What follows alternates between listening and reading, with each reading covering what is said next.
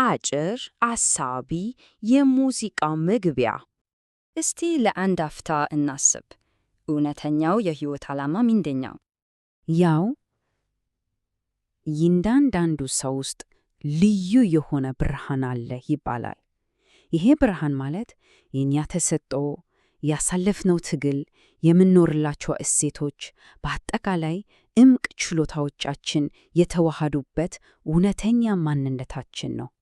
እናም ሕይወት ማለት ዝም ብሎ በሕይወት መቆየት ወይም ስኬት ማሳደድ ብቻ አይደለም።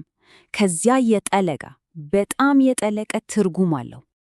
እሺ፣ ታዲያ የትርጉም ከየት ነው የሚመጣው? እውነተኛ እርካታ የሚገኘው ያ በውስጣችን ያለው እድገት ለሌሎች ሰዎች ጥቅም መስጠት ሲጀምር ነው። ይሄ ደግሞ እንዴት ነው የሚሆነው? እስቲ መለከት።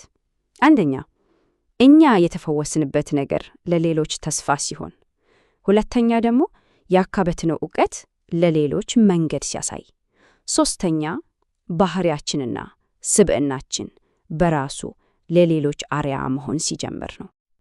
ግን እዚህ ጋር አንድ ልናስታውሰው የሚገባ ነገር አለ። ብርሃናችንን ለማካፈል ፍጹም መሆን በፍጹም አይጠበቅብንም እኮ። ብዙ ጊዜ እውነተኛ ማንነታችን በራሱ ከምንም በላይ ደማቅ ብርሃን ነው። ዓለም የምትፈልገው የሌሎቹም ቅጂ ሳይሆን እውነተኛ ሰዎችን ነው። እና ታዲያ ዓለም ምን አይነት ሰዎች ነው የሚያስፈልጓት?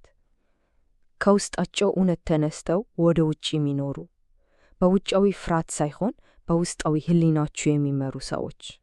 ስለዚህ ሁሉንም ነገር ስናጠቃልለው ትርጉም ያለው ሕይወት የሚለካው ለራሳችን በሰበሰብነው ነገር አይደለም፣ በፍጹም። ይልቁንስ ለሌሎች ሰዎች ባበራነው ብርሃን መጠን ነው የሚለካው።